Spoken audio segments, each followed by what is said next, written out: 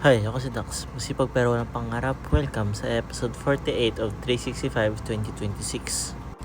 Ngayong araw, after work, sobrang busy talaga sa work. And na-occupied niya yung full day ko.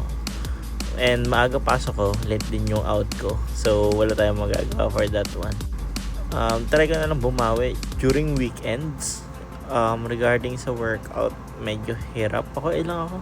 Baka gawin ko na lang yung resistance band na lang gamitin ko sa tabi. Kasi di na rin ako makakyat after na work. Tulugan na rin afterwards. Tapos sobrang aga pa ng pasok ko. Yun lang naman. Then, Sabado pala may pasok na ako. Wala lang, just documentation.